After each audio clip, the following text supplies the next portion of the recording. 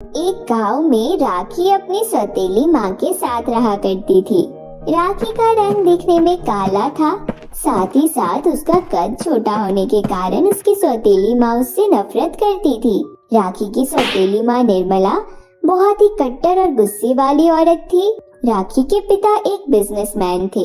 वह अक्सर शहर में ही रहा करते थे और वहीं से अपनी बेटी की परवरिश के लिए पैसे भेज दिया करते थे। एक दिन गुस्से से वह किचन में जाती है और कहती है, अरे ओ राखी की बच्ची, बाथरूम में ढेर सारे कपड़े रखे हैं और तू यहाँ किचन में आराम से बर्तन धो रही है। थोड़ा जल्दी जल्दी हाथ चलाकर घर के और भी काम कर। ठीक है माँ, मैं अभी करती हूँ।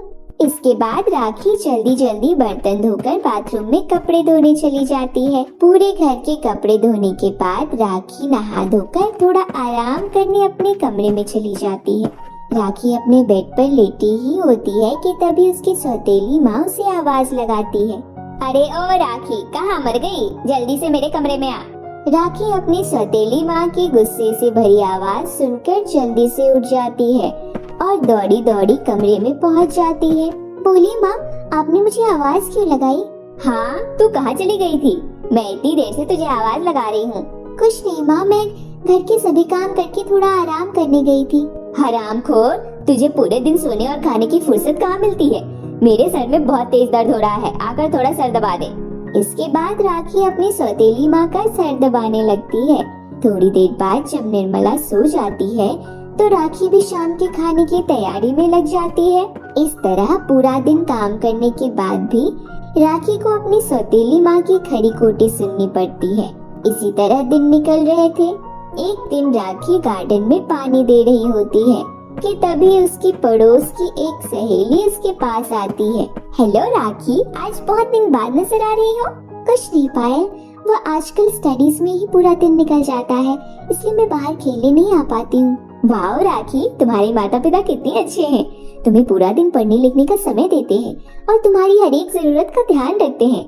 इस तरह राखी अपनी सहेली से झूठ बोल देती है क्योंकि वह जानती थी कि निर्मला यह सब खिड़की से सुन रही है और अगर उसने कुछ भी बोलने की कोशिश की तो वह उसे बहुत मारेगी।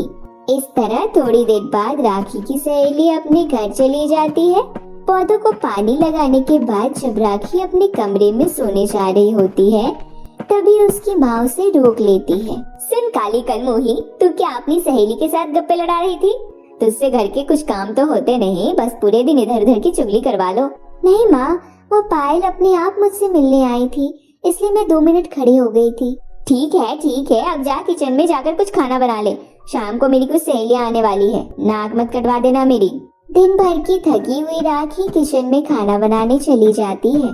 राखी पकौड़े बनाने के लिए आलू काट रही होती है कि तभी उसकी एक उंगली कट जाती है और खून निकलने लगता है। यह देख राखी जोर से चिल्लाती है और दौड़कर सौतेली माँ के पास जाती है। माँ जी, कृपया कमरे में फर्स्ट एड बॉक्स ला दीजिए, मेरा हाथ कट गया, बहुत जलन हो रही है। क्यों शोर मचा रही है? जरा सा ही तो लगा है। जब मैं किचन में काम किया करती थी तो हमारा पूरा हाथ जल जाया करता था। चल जा किचन में पहले खाना बना, उसके बाद अपना हाथ ठीक कर लियो। नहीं माँ, मुझे बहुत तेज दर्द हो रहा है, मैं अभी डॉक्टर के पास जाती हूँ। अरे कामचोर, काम नहीं करना तो बहाना मार रही है। मुझे पता है तूने जानबूझकर अपना हाथ काटा है ताकि सभी लोगों का खाना मुझे बनाना पड़े, परंतु मैं ऐसा बिल्कुल भी नहीं करने वाली हूँ। चल जाकर किचन में खाना बना। मासूम राखी रोते रोते सारा खाना बनाती है और जैसे तैसे खाना तैयार कर देती है। रात होते ही निर्मला की सहेलियां आ जाती है। वह लोग जैसे ही खाना खाते हैं तो उन्हें नमक तेज लगता है। ओह माय गॉड, कितना गंदा टेस्ट है, इसका पूरा मूड खराब कर दिया। इससे अच्छा तो मैं बाहर किसी रेस्टोरेंट में खाना खा लेती। सही कह रही हो बबीता बहन, यह लोअर मिडिल क्लास खाना हमें क्यों अच्छा लगेगा? इसमें से जलने की बदबू आ रही है, चलो यहाँ से चलते हैं। इतना कहकर दोनों सहेलियां वहाँ से घर चली जाती है। अपना इस तरह मजाक उड़ता हुआ देख निर्मला बहुत क्रोधित होती है। निर्मला किचन में जाकर राखी को बहुत मारती है, जिससे राखी के पैर में चोट लग जाती है।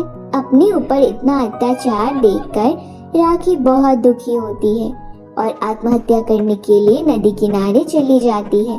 राखी देर रात को जंगल की तरफ जाती है और नदी के पास पहुंच जाती है। हे जादुई नदी, मैं अपनी जिंदगी से बहुत दुखी हूँ और मैं मरना चाहती हूँ, कृपया मुझे अपने अंदर संभालें।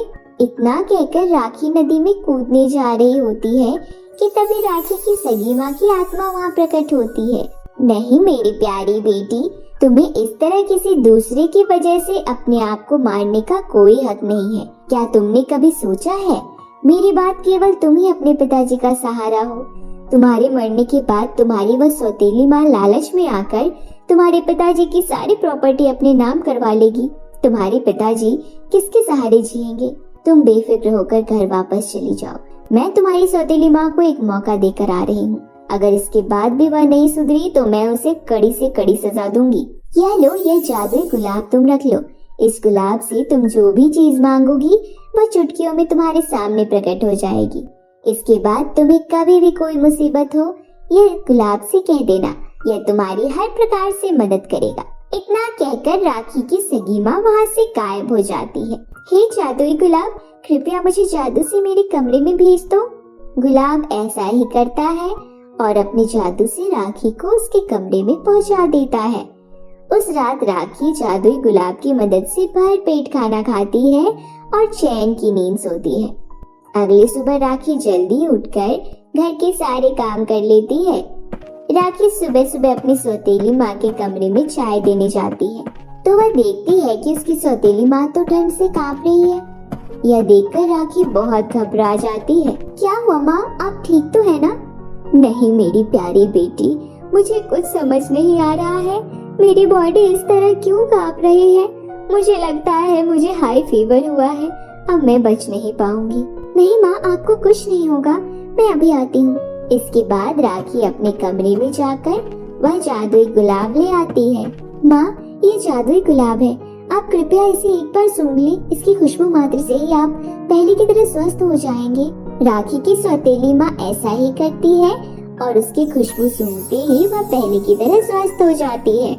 यह सब देखकर उसे अपनी सौतेली बेटी पर बहुत नाज होता है और वह अपनी पिछली सभी गलतियों के लिए उससे माफी मांगती है।